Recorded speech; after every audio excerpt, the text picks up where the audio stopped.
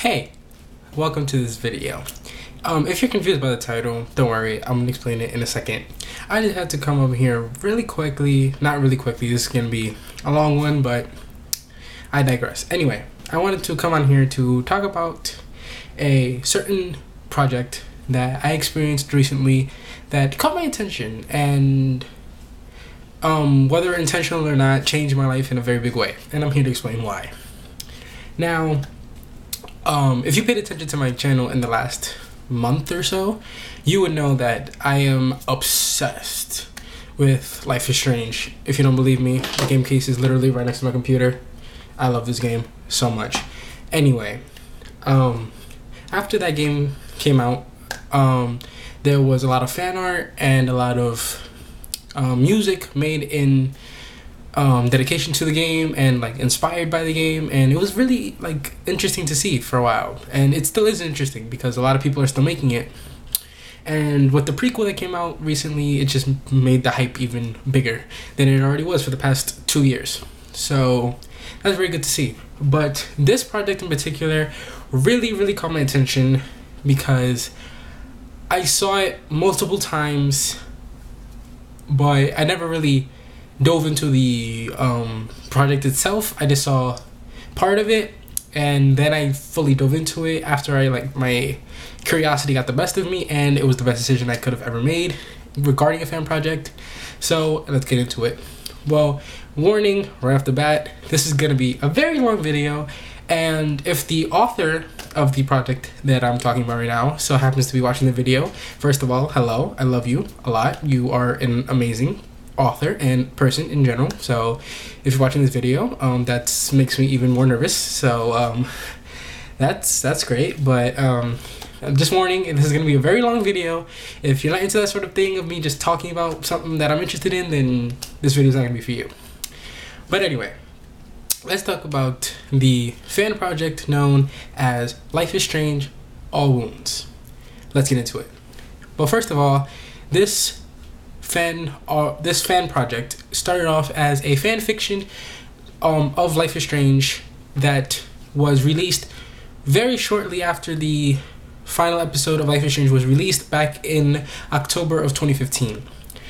Now, since then, the author has been updating the fan fiction constantly over the past 2 years, and it's been an amazing read. Sadly, I was not there from the start because I didn't know about it from the start, so that was a very sad thing, but I'm glad that I found it when I did because the author has not yet finished it, and I would love to see how it ends. But it started off right after the game was finished and continues to this day because it's not finished yet. Before I get into the actual project, I want to take a second to talk about the author. Now, I don't know the author's actual name. I just know their Twitter handle, which is Destiny Smasher. And let me just say, this individual, as a person, as an author, as just anything you could think of, is just phenomenal. I followed them on Twitter shortly after catching up with the fanfiction and reading it up to what was available, and this person is just very inspiring, very talented, very out there, very motivating, and just all around just an amazing person. And what really caught my attention about this person was the fact that this person is also in part of the LGBT community as much as I am, and that just warmed my heart even more than it already did, because I had a feeling that this person was just, first of all, for somebody to write something like this and it be so good, obviously this person is talented, obviously this person has a very good imagination, so obviously this person was going to be wonderful. But I had no idea the level of awesomeness that they were going to be until I looked at their Twitter. And honestly, this is just me fangirling at this point, but I'm just being honest, they are a phenomenal person. So, but what really caught my attention and what really made me reconsider how much this person could and will inspire people for a long time to come, and even after the project is over, like, they will continue to inspire people, is because I'm not going to spoil it for you, because if you want to figure out what I'm talking about exactly, then you can click the link in the description for the actual project that they worked on. So that way it can go into more detail better than I can explain it. But I'm going to just give a brief little summary here. But if you want to go into more detail, you could just click the link in the description and read the fanfiction yourself. And I guarantee you will love it. If you love Life is Strange, you'll love that fanfiction. There's no question about it. But anyway, this author would put updates like right before the chapters to let them know like how the fanfiction was coming along, like what was going on with each individual chapter, or if there was something getting in the way of writing, and that's why it took a long time in between chapters or anything of that sort. And one in particular caught my attention. I don't remember what chapter it is off the top of my head, because I kind of read it all in like one sitting, so it kind of just like merged together in my mind. But I don't know which one it is off the top of my head. But before one of the chapters, and there were two of them, but the first one that I saw was, they said they were writing this fanfiction in the middle of them going through or trying to go through sex transitions. So through a sex transition. And now if you don't know anything about sex transitions, it is a very sensitive subject for some people, so I'm not going to say anything that I don't know about. I'm not going to speak on it. I'm not going to try to explain it, because that's not my place. And I don't want to offend anyone. I don't want to step out of line, and I don't want to misspeak or say something that's not true. So I won't speak on it. But what I will say is that the fact that this person is trying to do something so beautiful and so important to their lives, and they still found the time to do something as amazing as this, really showed a lot about who they are as a person and how much dedication they put into everything they do. And I really appreciated that, because you don't see a lot of people being that honest about who they are as a person on the inside, because a lot of people fear judgment. And it's very, very, very inspiring to see someone so open about it and like not give a crap about who says anything about them, because they're gonna be themselves. And that's the main thing I've been trying to push on my channel for like the longest time, and I never found a good way to express it. But that's it right there, just being yourself and not caring, because who are they to tell you who you can and cannot be, because it's your life, it's your mind, it's what you want to do. So whatever anybody else says shouldn't matter, because it's not their lives, it's your life. So I just found that really, really, really heartwarming, and it was just very great. That's also why I'm saying they, because going through that type of transition, it could be very confusing, and to a certain extent it's understandable, but I understand that for people going through that transition, it can be very frustrating, and trying to get people to like see you in the way that you want to be seen, because it's very complicated. So that's why I'm saying they. I don't want to say anything wrong again, so I don't want to offend anyone. So the author of the fanfiction, if you are watching this, because oh my god, I will die if I find out that you actually watched it. Actually, no, I'm gonna send this to you, so yeah, you probably are watching it. I don't want to offend you, so I'm just gonna say they, them for now, because I don't know any better. If that's wrong, I'm really, really sorry. I don't know. But anyway, let's get into the actual project itself. Let me stop fangirling and just like I mean, I could go on and on, but let me not let me not take up the whole video with this. So let me move on to the actual project. Now, as you know, spoilers, if you haven't seen the original Life is Strange, first of all, what are you doing here if you haven't seen it or played it? You can go on my channel, you can go back a ways from last month, and you can see the entire game. I played the entire thing on my channel, so you can just go check that out and come right back. I'll be here. But for those of you who have seen it, then you'll know that at the end of episode 5, there were two choices of what you could do. You can sacrifice Chloe, your best friend, aka the love of your life. Let's just say that, price field for life. Just saying. Anyway, you can either sacrifice Chloe, your best friend, or you can sacrifice the town and go live with Chloe and live your happy life, whatever. So in this fanfiction, you take the mantle of you chose to sacrifice the town. And this fanfiction is basically Max and Chloe's journey through life after the storm destroyed Arcadia Bay. Now, the way the author went, I'm not going to spoil anything. This is going to be spoiler free. If you want to see what happens, I highly recommend you check it out. Like I said before, it's down there. If you are at all interested, I guarantee you will love it if you check it out. But anyway, I'm going to keep this spoiler free, so you don't have to worry about it. You can just go check it out yourself if you want to see details.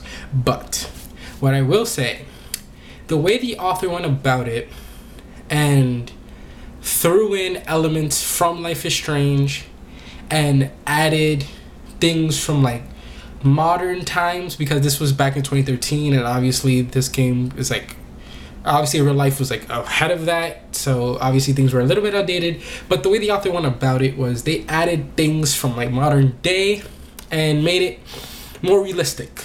Let's just say, like, lack for a better word, they made it more realistic. So this fanfiction takes you through the journey of how Max feels about what happened, how it affects her, how it affects the people around her, like Chloe and all of her friends from Arcadia Bay that survived the storm. And it's just fantastic. I can't.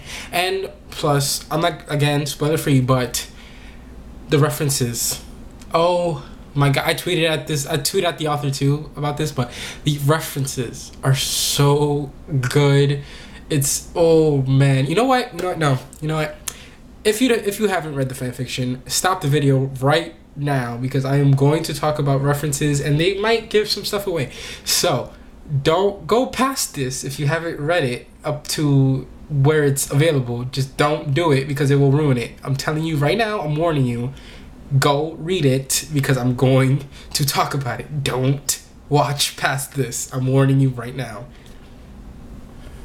You're good? We're good? We're good? Everybody's here? Everybody caught up? Anyway, alright, let's jump into it. The references. I swear, I had my mom ask me so many times, what the hell is wrong with you? Because every time I saw these references, I just smiled, like the biggest smile that was ever possible on a human.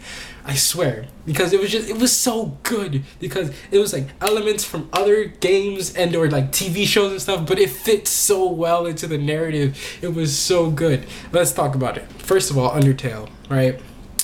Undertale is a very big part of it, like for multiple chapters, but I specifically love the Papyrus and Sans references, because they work very well within the story, and it's very good. There was one reference from Undertale that really caught my attention, because not a lot of people know about it. So this like really caught me off guard. If you don't know about this, like Undertale's been out for 2 years ish. So like if you don't know about this, then like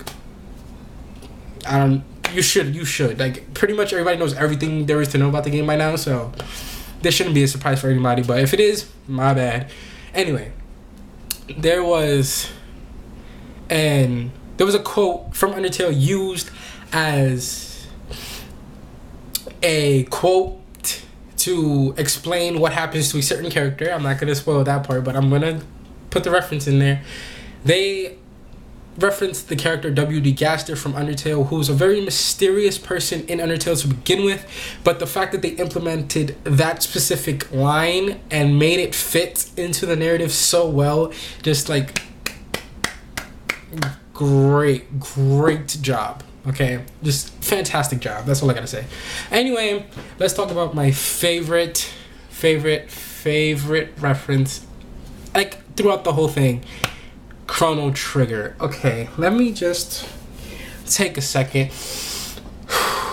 Okay, the Chrono Trigger reference is so good. Like it literally, like it's just so, it makes me so happy.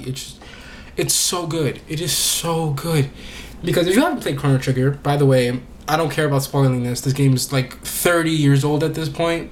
No, not 30. Like 20 something years old at this point. So if you haven't played it yet, I don't know what to tell you. You're probably too young to have played it anyway, so I don't care.